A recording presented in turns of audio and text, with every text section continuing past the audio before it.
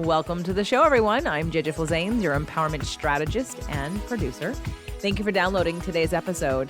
Today's episode, My Stroke of Insight with Dr. Jill Bolte Taylor, is a ball of energy. And so I want to warn you ahead of time.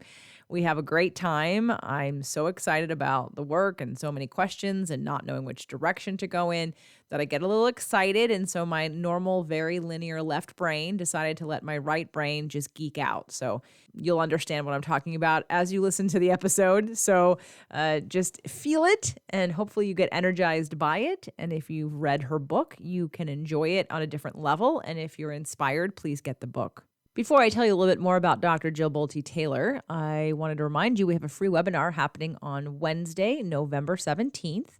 The 5 reasons why money stops you from living your purpose. And you can go to jjflazanes.com/purpose to register for this free live webinar. And I really encourage you to come live because some of you need more Q&A and personalized help, and that's why I'm doing this, to give that to you. So it's a free call.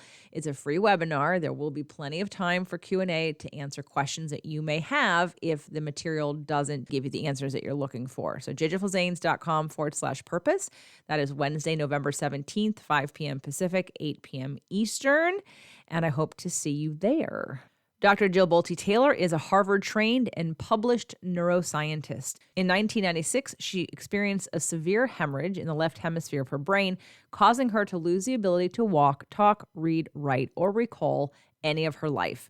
Her memoir, My Stroke of Insight, documenting her experience with stroke and 8-year recovery, spent 63 weeks on the New York Times nonfiction bestseller list and is still routinely the #1 book in the category stroke in the Amazon marketplace. Dr. Jill is a dynamic teacher and public speaker who loves educating all age groups, academic levels, as well as corporations and not-for-profit organizations about the beauty of our human brain. She focuses on how we can activate the power of our neuroplasticity to not only recover from neurological trauma, but how we can purposely choose to live a more flexible, resilient, and satisfying life. Enjoy today's show. Welcome, everybody, to the show. If you're finding this on YouTube, know there is a podcast. You can click below and get this on audio only, so you can take us with you on your multitasking of exercising, driving, or whatever you're doing. And if you're on the podcast, know that we are on video, and you can come over to jjflazanes.tv to see this conversation and to meet Jill Bolte Taylor. I am so excited to have you on. Welcome to the show. Hi, I'm very happy to be with you, JJ. Thank you. So I saw you on Super Soul Sunday years ago when you first came out with Stroke of Insight. And I don't remember how we got back to now, like why I reached out recently. I think I saw something, or maybe you might have been interviewed or something resurfaced. And I was like, oh yeah, I want to have Jill on the show. And when I was going through your book, it was such an interesting dichotomy. And I really would love to speak to this at some point. I do want you to tell your story for the people that don't know it in condensed form, which I'm sure you're a pro at. But before we get started, I teach law of attraction. I've had Dr. Eben Alexander on the show several times, at least 3 or 4. And what I found really fascinating about his story, again, brain situations, right, is that his story, and this is to say, guys, when you hear Jill's story, don't make that be the end of it. The value of her experience through the book, all of the details, every detail, it will help you really embody the feeling and the experience, and the lessons are actually in the story, in the details of the story, not in just here's what happened to me. Because I had watched Dr. Alexander on Super Soul Sunday also, and I had a therapist at the time, and she said, "Did you read the book?" And I said, "No, I know his story." She's like, "Oh no, you have to read the book." And then when I read the book, I was like, "Oh yeah, you have to read the book." But with Eben, I said, "Do you realize that you've manifested this? Like the thing that you really yearned for, and the thing that you fought against, the thing you weren't open to, the thing you think you knew didn't match. And so you attracted the thing that would teach you what you really wanted to know, even though it went against your sort of left brain linear thinking." And to me, it was a perfect law of attraction story. So when I get into your story and I hear that you're actually excited, you're like, "Oh, good. I can learn from the inside out." I was like, did you have that? Well, first, I guess we need to tell people what happened. You had a stroke, but let's give them the Cliff Notes version of your story. Sure. So I actually grew up to study the brain because I have a brother diagnosed with schizophrenia. And so as his sibling, he's the closest thing to me that exists in the universe, but he cannot connect his reality to his delusions, and I can. So I grew up to be a neuroanatomist. I study the brain at the cellular level, and my whole interest was in how does our brain create our perception of reality? And it's like, the universe says, be careful what you ask for, little girl. You want to know how your brain constructs reality? Well, we're going to deconstruct it for you. And I was 37 years old, teaching and performing research at Harvard Medical School.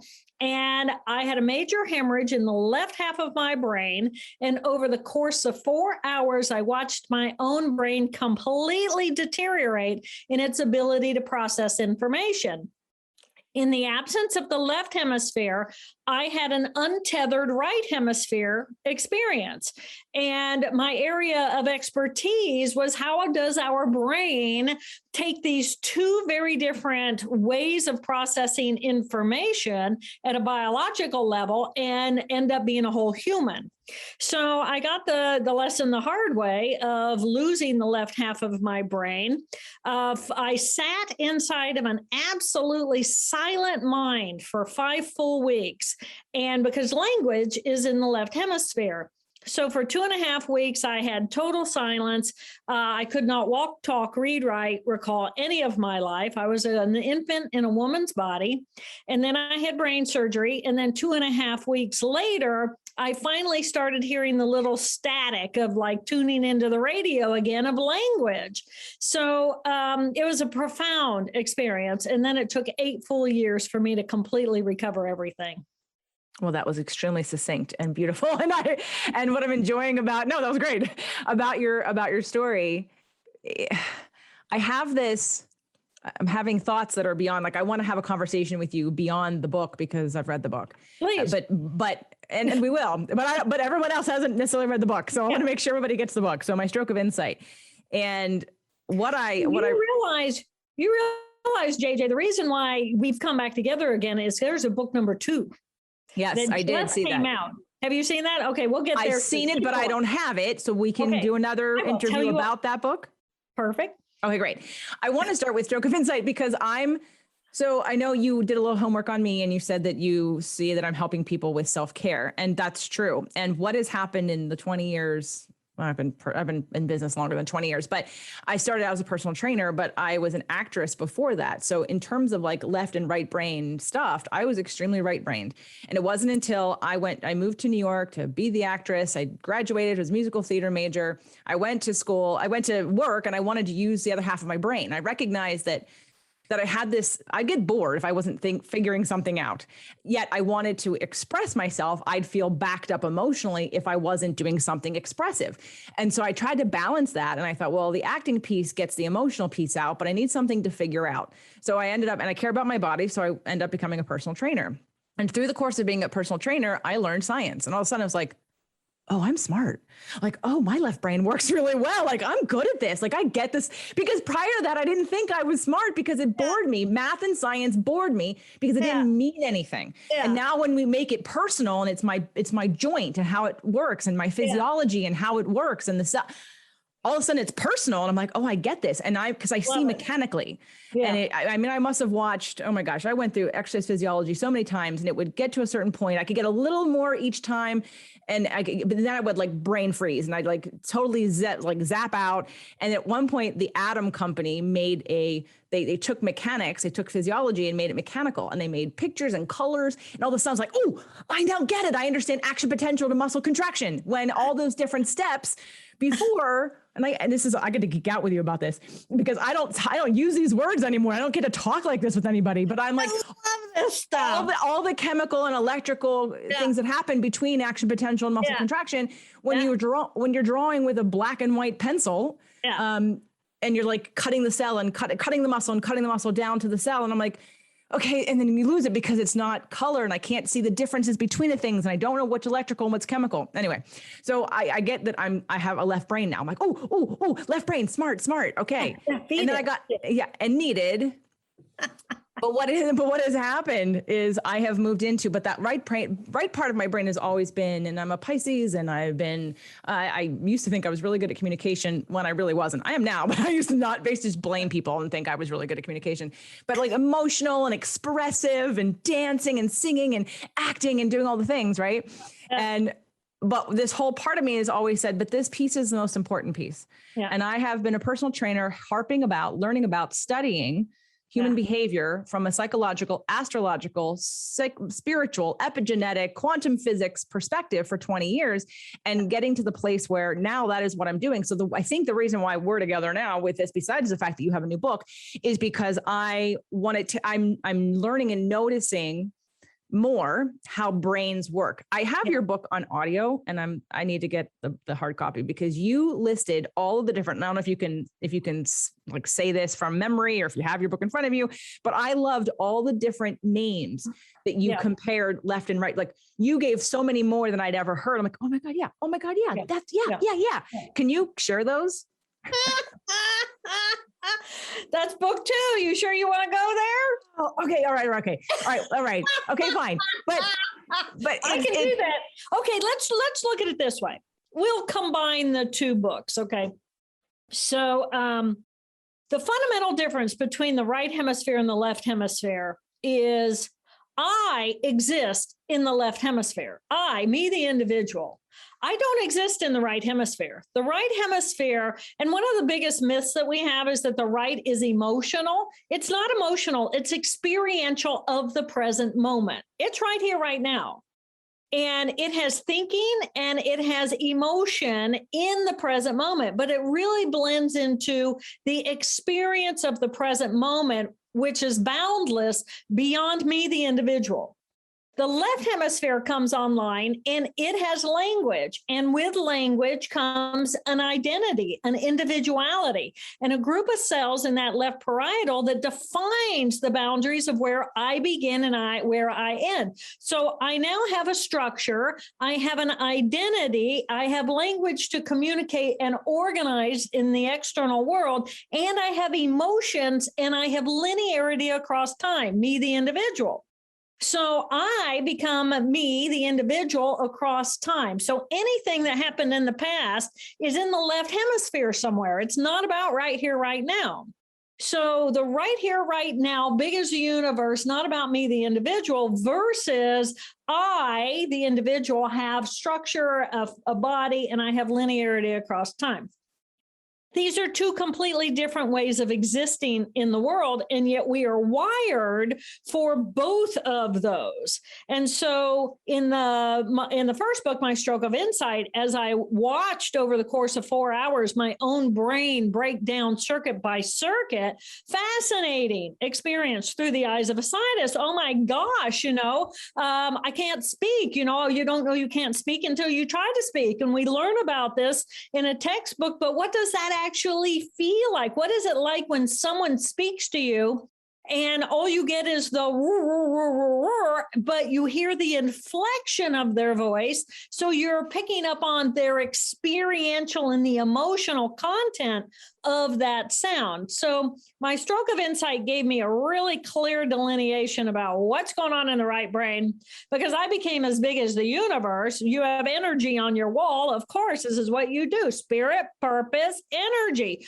Well, that is the consciousness of that right hemisphere. The left hemisphere comes in and says, well, I'm still an individual. I'm a me. And as soon as I'm a me and I'm filtering all information through the filter of me, the individual, everything is about me and my pain from the past and my hopes and dreams and fears of the future and all this data that has everything to do with the external world that has absolutely nothing to do with the present moment.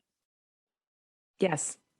My favorite descriptors that you said were fluid and solid. I was like, because as I was listening and you would say fluid, and as again, Pisces, and I took a test online once. I don't know how true it was, but it said I was 50% both left and right brain. We're all 50% left and right brain, right? But I meant in terms of what neurological programming we have active and what's right. But I just could ease into when you said fluid. I was like, I was just like, exactly. That's exactly right, because there's this relaxation of calmness in the acceptance of what am I as a biological organic. It's not now about JJ and her schedule and her details and what she's got to do and what she's been doing, what she did right and what she did wrong and what's good and bad. It's not about all that. It becomes the present moment. So for you to come to your life as a right brain character who's very interested in theater, very interested in the experiential arts. This is you coming in as a child, recognizing you are in connection with everything.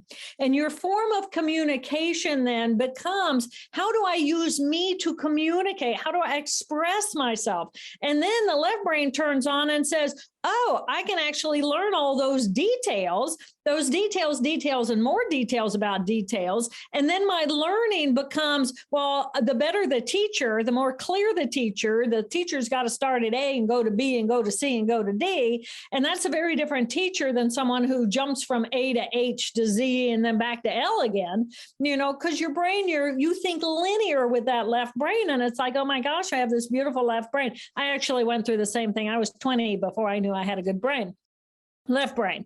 Because I know it's true. No, I was very artistic and musical and athletic for the first 20 years. And my poor mother was scholastic. And she thought, Jill, are you ever going to turn on the other half of your head? And it was anatomy for me. I fell madly in love with cells and the beauty of these cells in this body. And oh my gosh.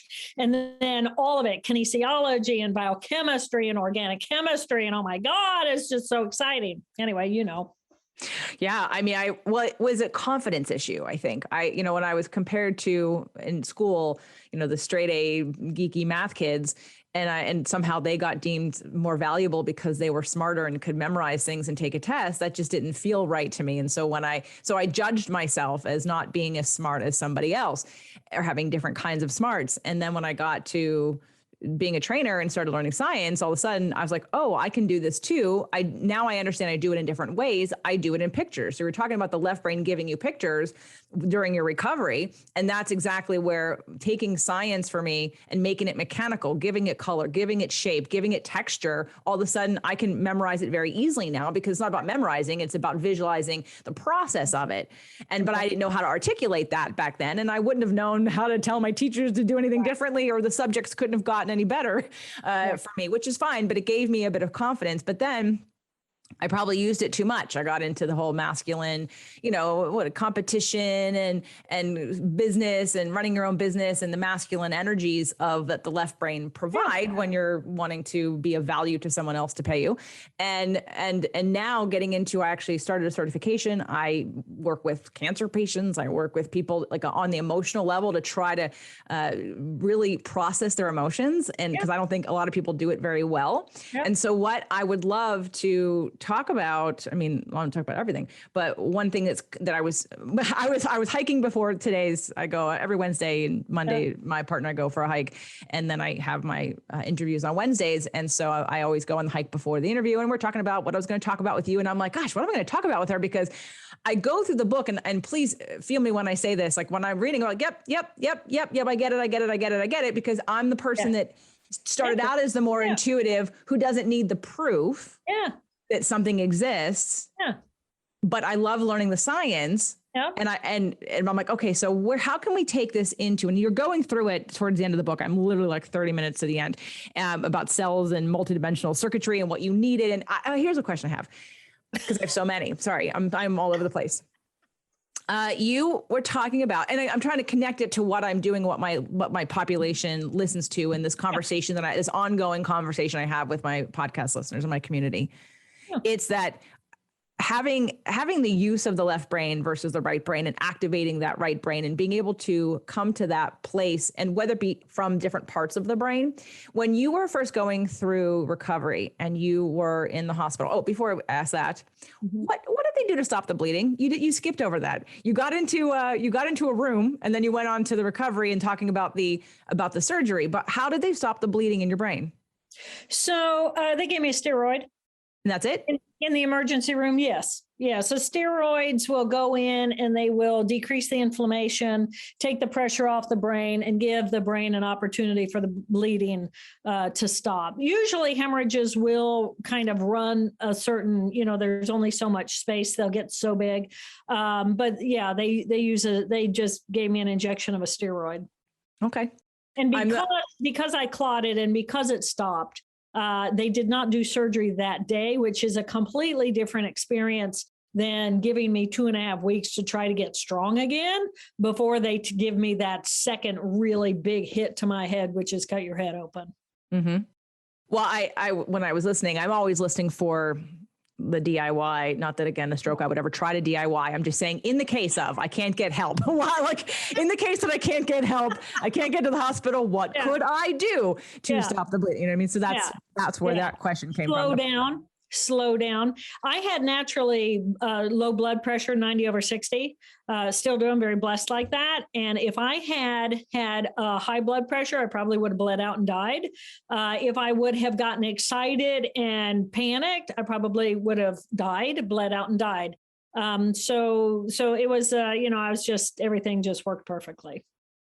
One of the, I guess, I've had a therapist in the past say, "Oh, you're two in your head. You're two in your head," and I'm not. And to me, I'm gonna make that mean right now you're two in your left brain, and I'm not in disagreement with that. But because I had this newfound love of my left brain, I was like, okay, but it has a point. It's the computer that can assess what's going on and articulate and interpret what's going on in a usable way, let's say. Of course, the right brain's going to interpret too differently. Like you said, one is about one's in present moment and one's not necessarily present moment.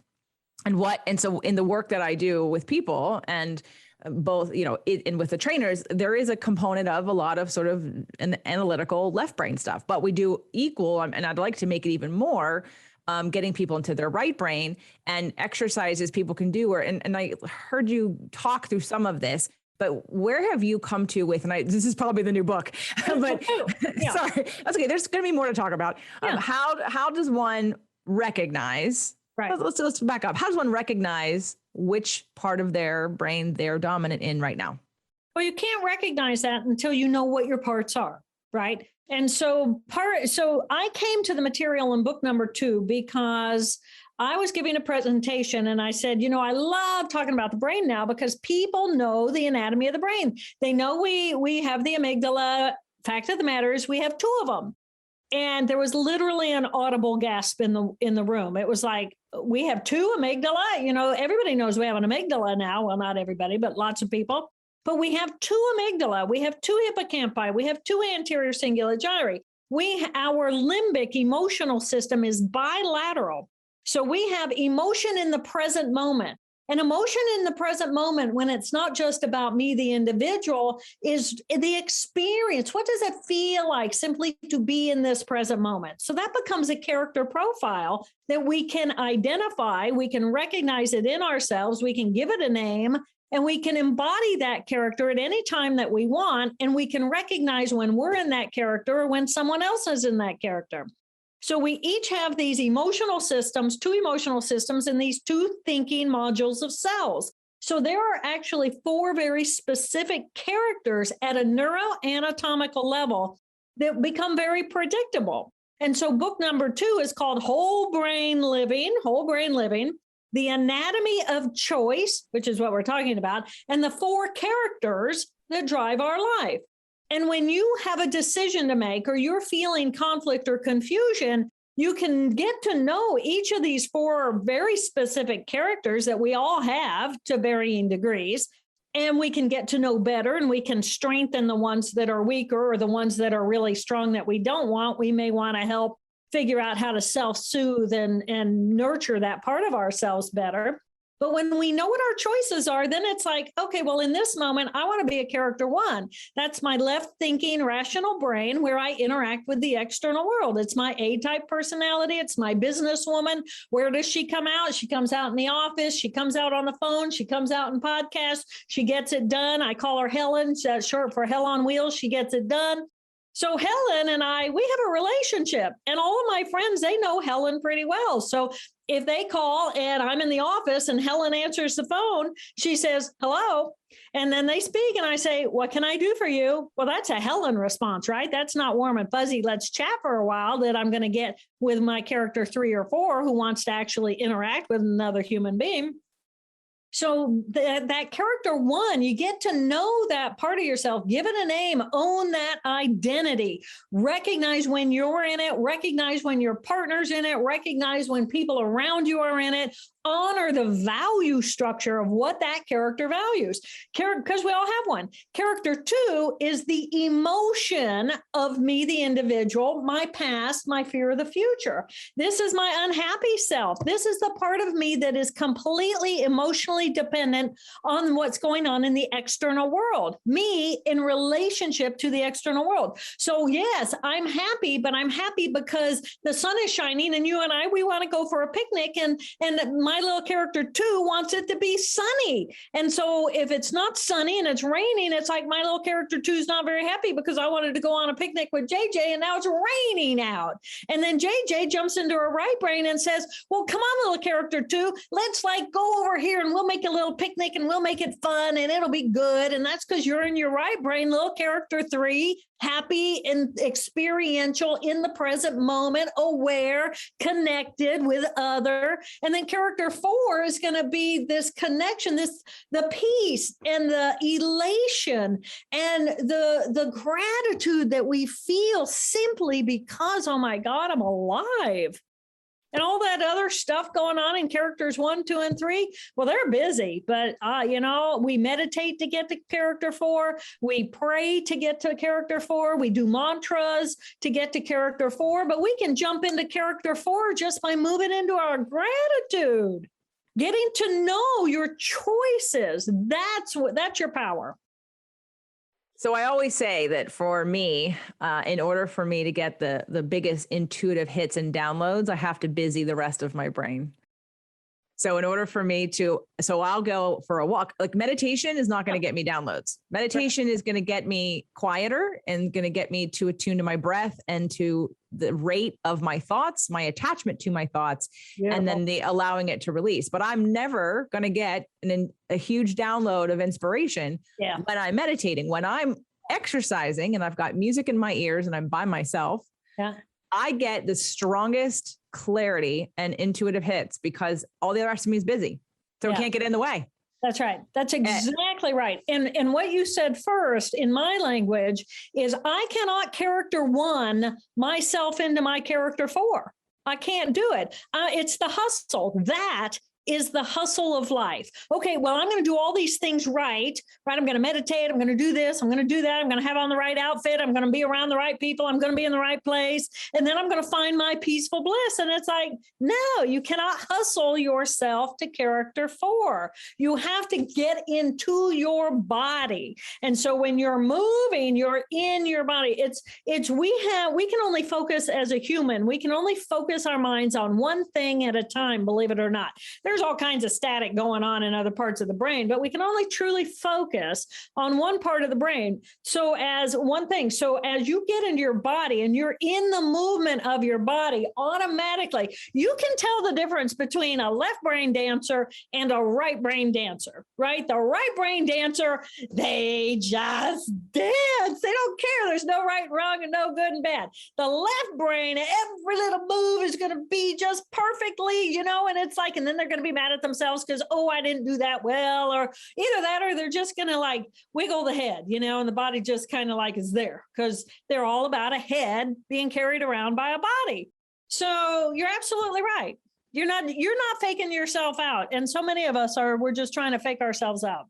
Well, I think it's the fear, and I want to go back to, because I think in my mind, when I was assessing sort of your story, when you were first recovering and the light hurt your eyes and people were asking you over and over again to tell you the story, and you were just telling yourself, can you just be kind to me? Just be kind to me. I need you to be kind to me. Was that like an amygdala response of fight and flight of you're safe, you're not safe? Do you think that was because later in the book you talk about how you recognize that no one's responsible for how you feel, right? There's this sort of prefrontal cortex consciousness of being able to observe a situation and know your responsibility in it versus it felt like amygdala, fight or flight, survival, you are safe, you're not unsafe, like asking for care in a way that could sound, and again, I'm trying not to judge it, but like to be, you know, oh, all need to do what I want you to do. But in that moment in time, would that be correct that your amygdala was the one really kind of saying, oh, you're safe or not safe? I just need, like, bringing it down to sort of a simple need? Well, it's, first of all, I was so in the present moment. I lost the left hemisphere. So I lost Joe Bolte Taylor. I lost my past. I lost my future. I lost all my education. I lost all of that. That was gone. So all I had was right here, right now. Well, the nurses who came into me, they weren't about right here, right now. They had their busy schedule and they had things that they needed to do. And I'm on the list and they need to put my food down there. And then they fed me, right? That counts as feeding Jill. Cross that off the list. And here's her medication. And then cross that off the list. And in the meantime, I'm here. I'm with God. I'm sitting. I'm big as the universe, right? And this warm body comes in as an energy form, and they're either attracting my energy or they're repelling me. They're either trying to have eye contact, trying to be gentle with me, trying to connect with me, or I've got a better alternative. I got God. You know, so why would I give you any energy or any focus or any attention, whether you're my PT, whether you're my surgeon, whether you're feeding me, anything? You either attract me or you repel me because you don't feel like a safe thing. Now, that's very different than my amygdala saying things based on my past experience or my future experience. So that was all shut down. But what I did have was the present moment. Everything's energy. When you don't have the division of self from energy, all I am is an energy ball. I'm a big energy ball. You're a big energy ball. And it doesn't matter where in the world you are, our energy is all one big energy ball, right? And then we have this group of cells in our left brain that says, no, this is where I begin and where I end at the skin. And so now this is what I call me, the individual, and you're separate from me. And then we do this left brain dance with one another with language to communicate, because we're no longer telepathically communicating that we're safe with one another. Did you know that before the stroke? No, I didn't know that. I had read a lot, but so the beauty of what my stroke of insight, what this experience happened as a brain scientist at Harvard, trained in brain and at a cellular level to lose half of the brain, was to really clearly define, you can read in a book, okay, these are the things the right brain does. These are the things that the left brain does, but it cannot tell you what does that experience feel like. And if you haven't had that experience, then how do I describe it in a way that helps you recognize when you're already there, when you're already doing it? So it's not about teaching people, from my perspective, how to get into their right brain. It's about recognize when you're already in it. Remember what that feels like, and then attract let your whole energy shift back into that energy. You know that you're very different when you're standing on stage talking to an audience, or you're on the phone coaching somebody. You're very different than when you're out standing on the beach and your heart becomes at one with the colors of that sun as it melts down onto the water, and you just feel the expansiveness of your soul. Those are completely different parts of your brain. And you can train yourself to know, okay, what do these parts do? What do they feel like? They have a personality already. Recognize that. And then once you start recognizing those characters in you, you're going to start recognizing them in your partner. And you're going to realize, oh, my partner's in a character one.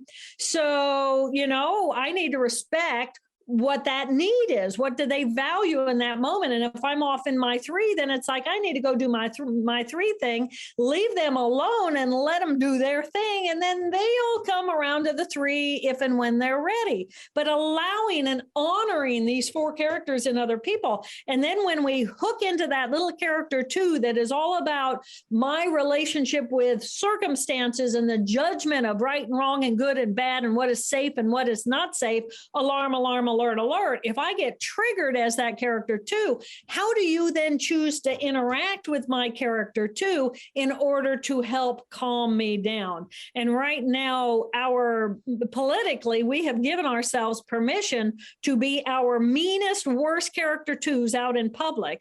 And it's fascinating. Fascinating is a word choice. Yes, fascinating is a politically correct word choice and one option of how to look at it. I will say, we could take any point of view here, any perspective. Exactly. It's like, oh my gosh, a part of us has gone publicly mad because we have. Yeah, right. Well, and again, there's this, the one side is for some people, that's a whole, to me, a soul level conversation, and that's a whole other conversation. Yeah. But what I have, and this has been my experience and my, I guess, opinion based on what, my studies of people that I've been worked with and myself. Like on the walk today, I said to Doug, I had a client on Monday who I felt it was probably, and I was reading your book at the time, but I really felt the distinction. I know I've been doing this and I haven't owned it for a while. I channel, but I don't own that because it just feels like a flow. It just feels I don't pre-think it. I don't pre-figure it out. It just comes, I say, and I'm like, oh, that's really good. Like after the fact. But what was happening is I had this client on Monday who I literally like nothing she had in front of me gave me the answer. I just got the answer. I had all the feelings, I had all the pictures, I had the expansive thing. And then my left brain, I think, could organize it into what to do with that and how to take that information. But it was literally, and I am very intuitive and I always do use it, but it's now I feel like I've gotten both sides to the point where they blend together. And I feel like the people that don't recognize and honor that right part of their brain and that don't feel comfortable there and that don't honor on a level and stay in their left brain are the ones that suffer more, even though that the right brain is very expensive, they suffer more. And so I have all the, cause I am a type A personality, but type A personality with balance. Like my whole thing is about balance. You got it all going on. You got all your characters online. And wanting people to move into, but I find that I attract, of course, the ones that are very analytical and they're holding tight to their doing and their being to their ego part of them. Yeah. And I'm like, okay, we have to move you over here. Right. Because this is the truth too. And this is a truth that feels better. And it's like when you were talking about nirvana and feeling fluid. And I was like, why did you come back? I mean, time to breathe. Yeah. Well, that's why I said to you right off the bat that I like who you are, because you encourage people and teach people, share with people how to self-soothe. And true self-soothing is allowing all the ego, the ego's not going anywhere. And you can say to your ego, okay, I'm going to quiet you and just set you right over here, but you can come online anytime you feel the need. Don't worry. We're not going to kill you or hurt you in any way, but we're not going to focus the energy on that. We're going to focus the energy on me as I relate to the bigger picture, because our genius, our ingenuity, our innovation, our creativity, our intuition, all of that, we have to get out of the strict structure of me and what is right and what is wrong and what is good and what is bad and how am I going to be rewarded or how am I going to be punished if I get it right or I don't get it right or la. So you're helping people then shift from the pain, and that is the suffering. It is the suffering. Suffering is when reality doesn't match our perception of what we want reality to be. It's pretty much that simple. And the left brain comes in with a preconceived notion about what it wants reality to be. I want this to happen. I want that person to be my mate. I want this. I want my child to be able to play the piano by the time they're 3. I want this. I want that. I want all these things. And then when that doesn't happen, I suffer because I'm in this fine box of right and wrong and good and bad. Well, who doesn't need a break from the box of right and wrong and good and bad? I just need to be real. What is reality? What is really in the present moment? Okay, my kid's better at this than they are at that. This kid is better at this than they are at that. I'm better at this than I am at that. That's the reality. I'm okay with it. That doesn't mean, and because I'm okay with it, I allow myself to reset where I am and then step forward to a new space of growth. And the left brain's not growing. The right brain is when the dendrites are all saying, oh, yeah, creativity, curiosity, innovation. Let's do this. Let's try that. Oh, failure. There is no failure. There's just a try and a learning from the try, as opposed to the box of right and wrong and good and bad, success and failure of the left brain. Did you, I know you're a Taurus. May 4. May 4. Okay. May the force be with you. Turns out to be me.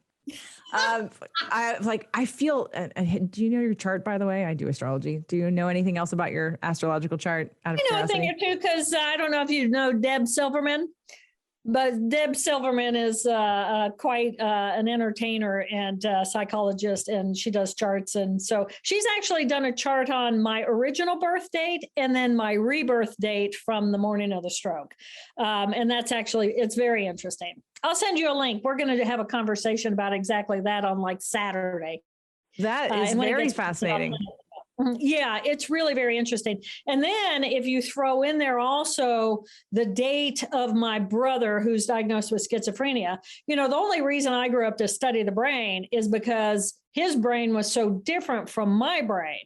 And so I had this differentiation as a child between, well, I didn't define anything as right and wrong and good and bad, but that was different from what I was perceiving. So how can that possibly be? What are we as biological creatures, and how could we have the exact same experience, but walk away with complete different interpretations about what happened? And I would love to look further into the brain reasons. From like so far up till now, look at that as a frequency and vibrational. I've had the experience, I still keep having the experience where you see the same experience that someone's going through, and they have a whole story, they have a whole reality that's going on in their head that has nothing to do with what you're seeing. It doesn't make it wrong. It just makes it different. And half the time it's like, it's on a different frequency. And I've noticed that with many things. It made frequency as I was studying law of attraction, and I understood the concept, but just like I actually was in it. I'm like, oh, that's what this is. You just interpreted all of these things, had all of these feelings, and I don't think you're wrong, but I had none of that. I had a whole different experience, saw very different things, felt very different things. And I was like, oh, that's what frequency, that's the power of understanding that. And I'm sure, again, there is the connections with the brain. Well, from your perspective, though, you're younger than I am. So in my day and age of growing up to be a scientist, I could look at it from a cellular perspective and say, what is the anatomical difference in the way information is being processed at a cellular level and still be acceptable in the, scientific community? But the two things that were completely taboo in my day was we couldn't talk about energy unless you're talking about the mitochondrial cell of, the mitochondria of the cell and the energy machine of the mitochondria, and consciousness. I mean, we all went into neuroscience because we're fascinated with consciousness, but the only way we can really have those conversations is around the lunch table. Nobody's going to publish about that, right? And so give it another 20 years, though, and now these conversations, it's easy now. Yeah, we can talk about quantum physics, we can talk about energy, we can talk about frequency and vibration and bring it all on, because now it's all fair game. Which is exciting for me. Very exciting. And I'm sure exciting for you, especially when you went in the way that you went in and then you had to learn. Again, same thing with Eben and asking him about where he was versus where he is now, right? His sort of resistance to, yours wasn't resistance, yours was just inquisitiveness. His was resistance to certain things and saying, no, you're just delusional. You're not actually experiencing that. I can tell you why. But for you, how would you describe the clear, like the things that you left behind. So throughout the book, you talk about how everything is lost, Jill is gone, and who is this new me? And who is this new person? Who do I want to be? So what would be, if people were to meet you now who knew you before, what would be some of the clear differences that they would be able to say? Well, the biggest difference is that I'm much more available and present and open to what is. I'm friendlier. Boil it down to I'm friendlier. When I used to be a scientist at Harvard and I had the schedule and I ran the schedule and I did the teaching and I did the research and I did the this and I was singing for brains because there's a shortage of brains donated for the research I was doing. I was out being a force making things happen. And I was very successful. I was climbing the Harvard ladder. I was having a marvelous life, a marvelous time. I was 37 in my prime. And then boom, that's gone. And now for example, I've written this book, Whole Brain Living. And then I said to my publisher, okay, I'm going to go just, do whatever I want to do for a couple of months and see what happens instead of forcing it. And I did do over 100 podcasts. So it's not like I didn't do the duty of, planting a million seeds like a farmer would, but that's what I'm doing. And now I'm allowing the attraction. What am I attracting? And so now I'm attracting all of these people who are running these not-for-profits and these foundations and saying, we just got 25,000 yoga mats in the prisons. And now we want to follow that with whole brain living. We want to get whole brain living to that population. I've got someone doing rehabilitation and AA because character 2 is where that craving tissue is. So we can understand our addictions as it relates to the brain. And it turns out that the 12-step program of AA is identical to the hero's journey at the level of the brain. Well, that's a better framing, in my opinion. I'm on the hero's journey, and aren't we all? If we're born, we're on the hero's journey. But it's a journey inside of these 4 characters inside of our brain. Supposedly 3 of them are unconscious. They don't have to be. We can now make characters 2, 3, and 4 very conscious so that we can consciously choose to be in that.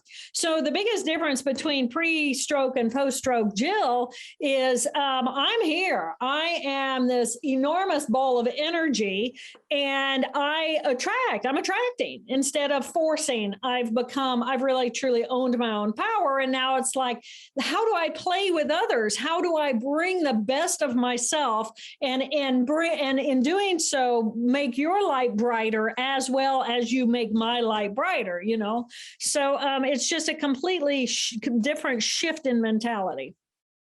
Cool. Well, I can tell by, even just, it is, isn't it? It's totally cool. Yeah, it's cool. That's why I said in my stroke of insight, if I could wake up and have that stroke or not have that stroke. I lost everything. Pre-Jill was pretty amazing. She was climbing the Harvard ladder. She was doing these amazing things. The work on schizophrenia and how does our brain create reality, the lab work, it was innovative and creative. It was phenomenal. I apologize for that, but I'm not going to go do anything about it. If you hear that in the background. Is that okay? So she was doing her thing. It was amazing. But boy, if I could wake up that day again on December 10, 1996 and have that stroke or not have that stroke, I'd have that stroke in a minute, man. It was painful. It was amazing. It was physiologically completely shifted my entire world to what it was supposed to be. I don't know if you know Abraham, but there's a very, I'm going to say it's not the most famous quote because I say all the quotes, but here's my favorite quote.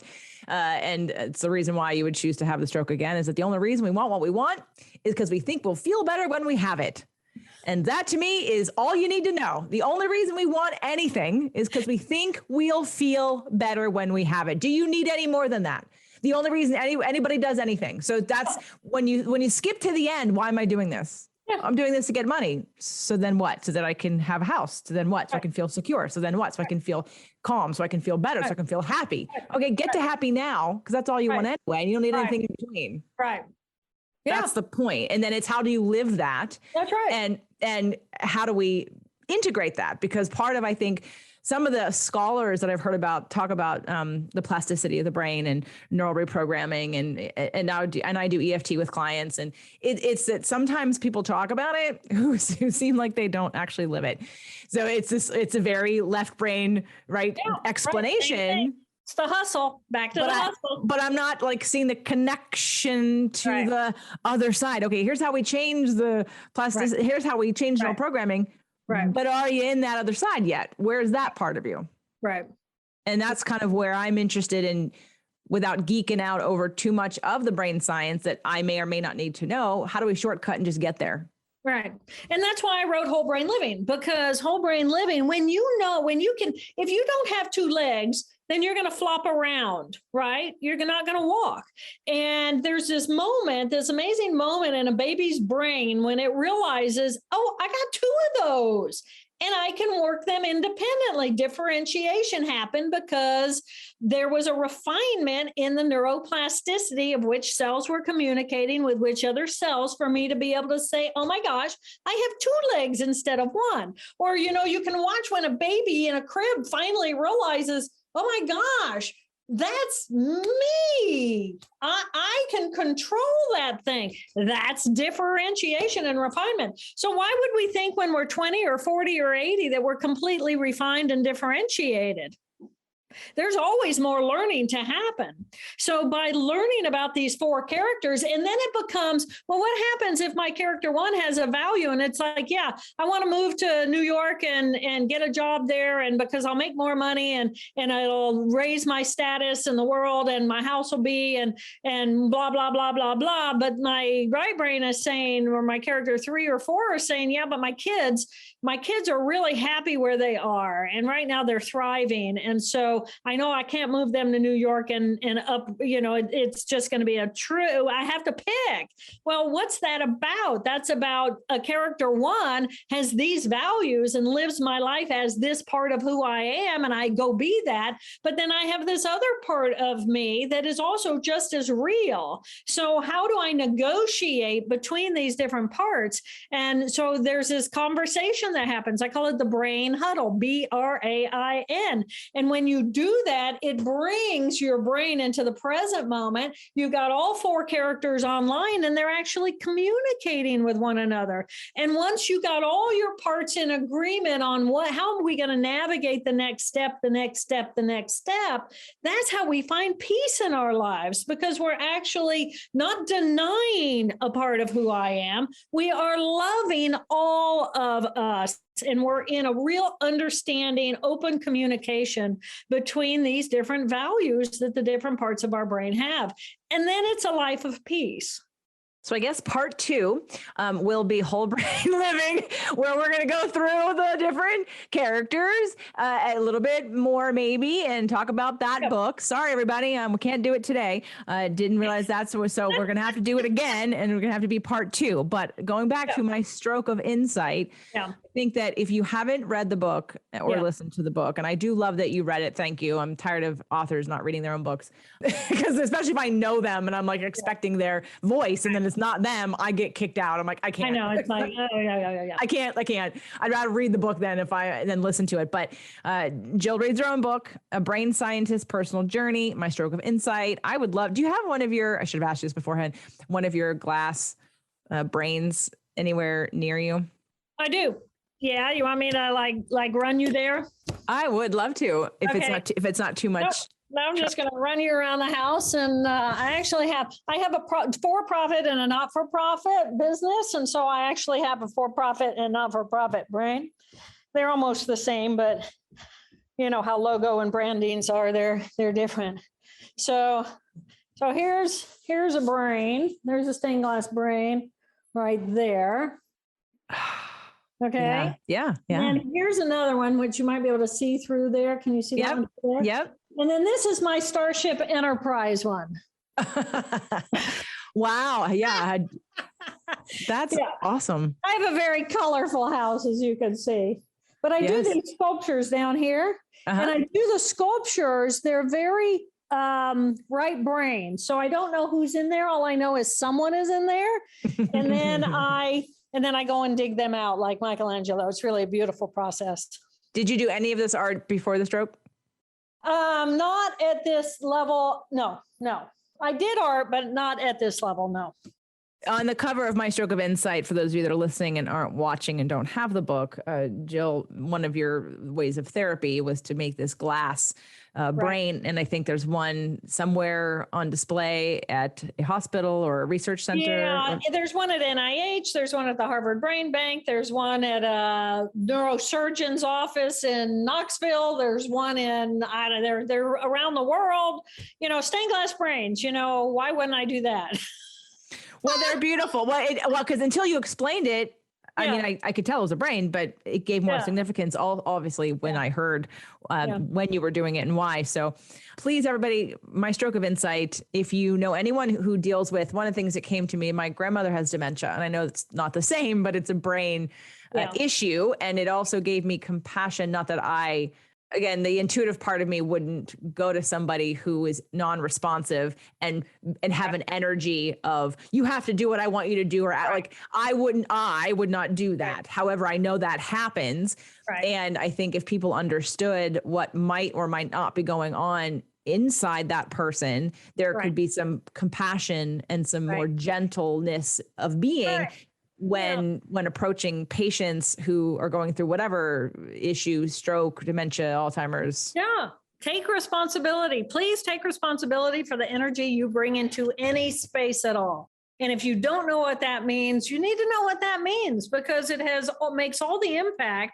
Go back to the energy and the frequency. If I'm walking in with the wrong frequency and you're in a mellow space and I'm in a high wire, we got to match somewhere along the line. We got to find our way to one another, or we're going to have a horrible experience. And so if I'm sick and I'm scared and you come in and you're just in your fix it mode, I just maybe need you to hold me, or connect with my energy, or hear me. We all just need to be listened to and heard. And some of that isn't just what's coming out of our mouth. It's about the energy that we're in. And then you say, oh, but if you're in a funk, I want to get you out of your funk. And it's like, if I just had a stroke, I might need you to come and tell me it's going to be okay. Yes, we're in a funk now, and that's okay. We don't deny the reality, but we allow the reality to flow through us and flow out of us. Well, in the case of someone telling you to snap out of it, it's their discomfort with their own inner pain that you're reflecting back to them. Half the time when people want other people to stop crying or to get better, it's because you're uncomfortable, not because we don't know how to hold the space for people. People do not, we're quick to, oh, no, it's okay. Oh, no, don't cry. Yeah, don't cry. It's like, no, I want to wail. It's like, wail. Let's allow them, because that's part of the healing. That's part of the experience. And so My Stroke of Insight, please, everybody, get it, read it, listen to it. And then we'll be back for another conversation on whole brain living. Yes? I love it. Yeah, that was great. Thanks, JJ. Thank you, Dr. Taylor. I appreciate you being here. I can't wait to share this, and I can't wait for our next conversation. And I'm going to have to get the book today to get. So when we schedule, I've already read that also. But so for any of you who've been interested in this, again, please get My Stroke of Insight. I know I'm late to the party, but I'm not. It's at the perfect time for all of you who follow me to get this information. It's now time to integrate this and get prepared for our next conversation. Thank you, Dr. Taylor. Perfect. Thank you, dear.